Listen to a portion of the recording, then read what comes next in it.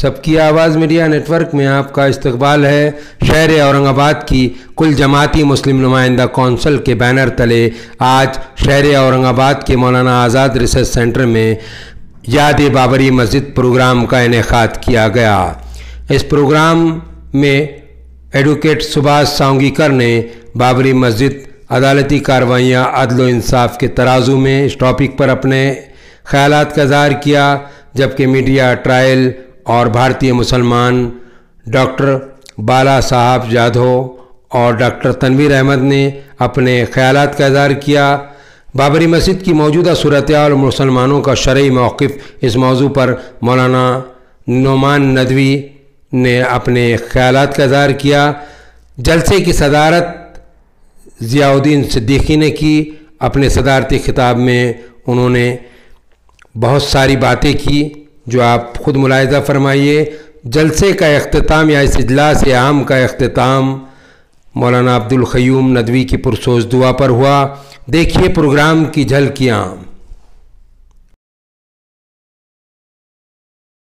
हमको ये बात पूरी इंसानियत तक पहुंचाना है कि मुसलमान इस ज़मीन पर जब कभी मस्जिद तामीर करता है, चाहे वो पढ़ा लिखा हो, चाहे वो गरीब हो, चाहे वो अनपढ़ और गवार हो, उसके ईमान में, उसकी हरारत में और दीन मोहम्मदी और शरीयत में ये बात सिखाई गई कि नाजायज जमीन पर, हराम की जमीन पर कभी कोई मस्जिद तामीर नहीं की जा सकती।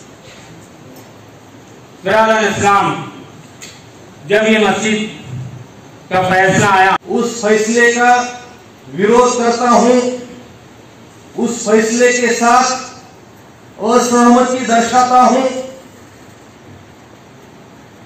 और इस फैसले का निषेध भी करता हूं, क्योंकि ये जो फैसला है ये हमारे सुप्रीम कोर्ट के 5 जजेस ने दिया हुआ, जिसमें रंजन गोगोई साहब थे, जो इस फैसले के बाद में मोदी सरकार ने राज्यसभा के सांसद चुने।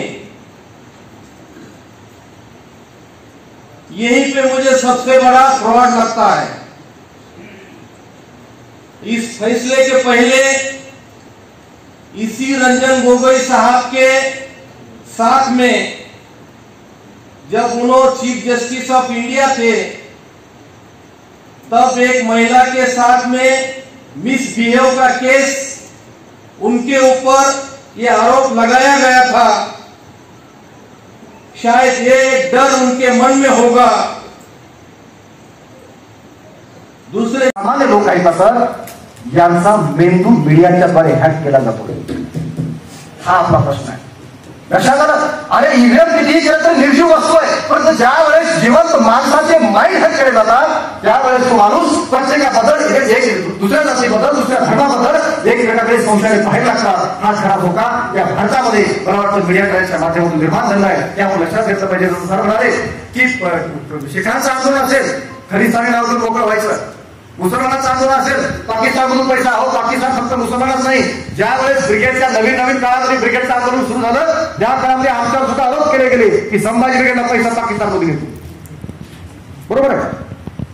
अशा पद्धतीनं बदनाम करण्याचं कारस्थान या लोकांच्या हातामध्ये मीडिया असल्यामुळे चालत आहे। आणि अजूनही सोशल मीडिया मुंबई पोलिसांना बदनाम करण्यासाठी तब्बल 80,000 फेक अकाउंट्स या मुंबई पोलिसांना बदनाम करण्यासाठी फेक अकाउंट काढले, ते आयटीसीच्या लोकांनी काढले आहे। ते आपण लक्षात घेतलं पाहिजे। म्हणजे मीडियाची ताकद। आता आपण याच्यावर काय केलं पाहिजे? मग याच्यावर एकच आहे की असे जाहीर कार्यक्रम घेऊन लोकांचं प्रबोधन करणे, लोकांना वस्तुस्थिती समजून सांगणे, जे सत्य आहे ते लोकांपर्यंत गेलं पाहिजे। आपल्या हातामध्ये जो सोशल मीडिया आहे तो अतिशय ताकदवार आहे।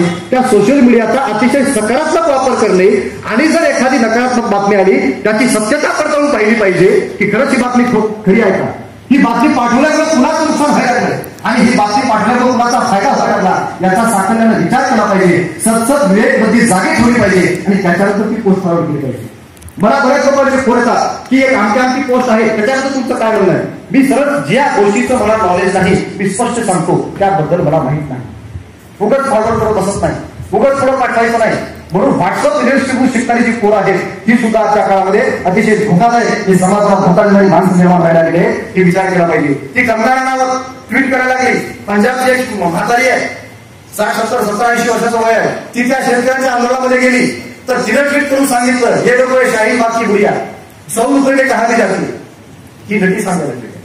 किती वाईट अवस्था आहे. आणि त्याच्यानंतर लक्षात आलं की ती गुडियामध्ये शाहीनबागची नव्हती, तर ती एक शेतकरी आहे. ती महिला एवढी स्वाभिमानी होता, इतकी स्वाभिमानी आहे, तिने सांगितलं, आता कंगना रनौत, मला तुझं आंदोलन करण्यासाठी 100 रुपये घेण्याची गरज नाही, तर कोरोनामुळे तुझं काम केलं असेल तर माझ्या शेतामध्ये येऊन काम कर, तुला रोज 100 रुपये द्यायची ताकद पाहिजे.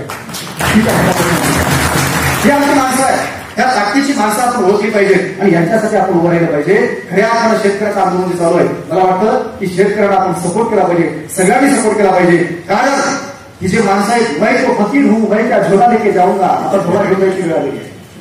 बरोबर आलेली आहे वेळ. इतकं प्रचंड हाताकडे दाखवत नाहीयेत आणि म्हणून मीडियामध्ये शेतकऱ्यांच्या बातम्या दाखवतात का? किती लोकांनी तबलिगीच्या 11,000 बातम्या दाखवल्या, किंवा 1000 बातम्या शेतकऱ्यांच्या दाखवा. अरे जो शेतकरी या जगाला पोहोचायचं काम करतोय त्याच्याबद्दल सुद्धा तुमच्या तोंडातून जो शब्द निघत नसेल तर खऱ्या अर्थानं सावंगीकर सर म्हणाले की या देशाची व्यवस्था मनवादी आहे, ती मनवादीच आहे. कारण वेदामध्ये काय सांगितलंय? शेती करू नये, कुणी करू नये, राजधानी करू नये शेती, असं सांगितलं नाही. शेतातलं खाऊ नाही सांगितलं का? नाही सांगितलं. शेती करू नये, ऐकत खातच असतो, कष्टाची कामं करू नका, हे सांगायचं काम केलं आहे. म्हणून आपण लक्षात घेतलं पाहिजे, आपण कष्टकरी आहोत, आपण श्रमकरी आहोत, आपण एका विचारधारेची माणसं आहोत आणि आपण माणसाकडे माणूस म्हणून बघितलं पाहिजे. आणि म्हणून जाता जाता काही गोष्टींचा मला खुलासा करण्याचा भाग आहे की ज्यावेळेस सांगण्यात आलं होतं की तबलिगी 13 आणि 15 मार्च तबलिगी एकत्र आले, तर त्याच्यानंतर काही वर्तमानपत्रामध्ये की कोणकोणती धार्मिक स्थळं किती तारखेपर्यंत उघडी होती याचा एक रेखाजोखा मी तुम्हाला सांगतो. 13 आणि 15 मार्च तबलिगी एकत्र जमले, बरोबर आहे, 13 ते 15 मार्च जमले. त्याच्यानंतर सिद्धिविनायक मंदिर आणि महाकालेश्वर मंदिर 16 मार्च पर्यंत चालू होतं, बरोबर आहे. त्याच्यानंतर शिर्डीचं साईबाबा मंदिर आणि शिंगणापूरचं जे शनिदेवाचं मंदिर आहे 17 मार्च पर्यंत चालू होतं. सल्लल्लाहु अलैहि वसल्लम और पूरी उम्मत मुस्लिमा को अल्लाह रब्बुल इज्जत ने किस अंदाज में अल्लाह रब्बुल इज्जत ने फतेह मक्का की तौर पे जो है तो अल्लाह ने नवाजा है.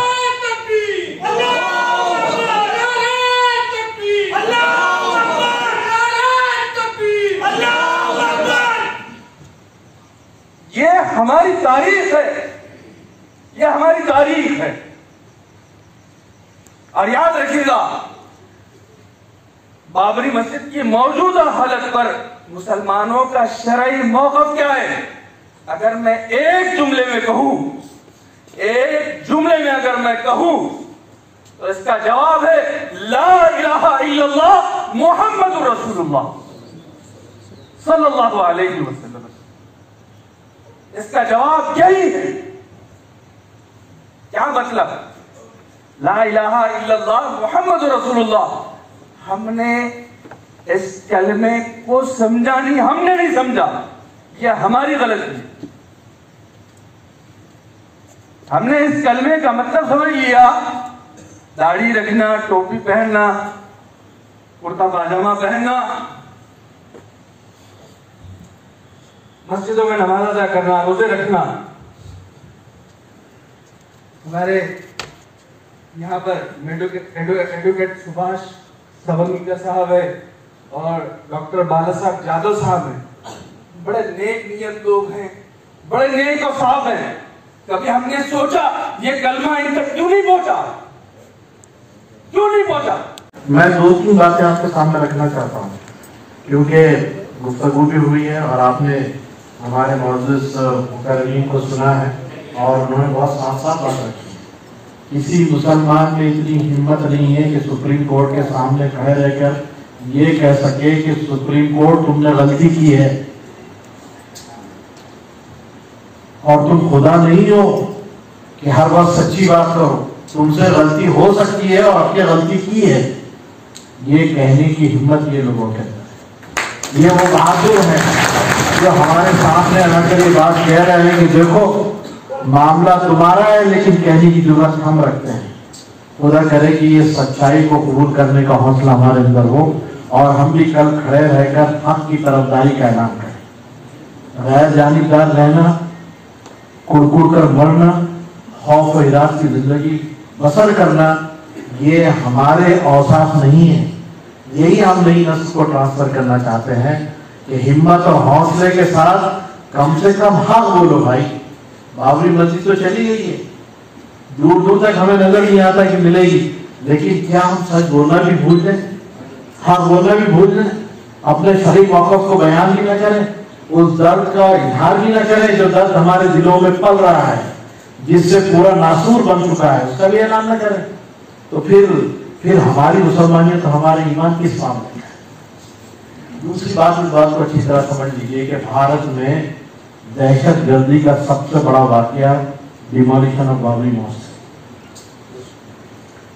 हम बम ब्लास्ट को दहशत गर्दी समझते हैं, गोधरा कांड को दहशत गर्दी समझते हैं, बाबरी मस्जिद का डिमोलिशन ये सबसे बड़ा टेररिस्ट एक्ट है यहाँ पर, क्योंकि सारे टेररिस्ट एक्ट इसी से जाके जुड़ते हैं।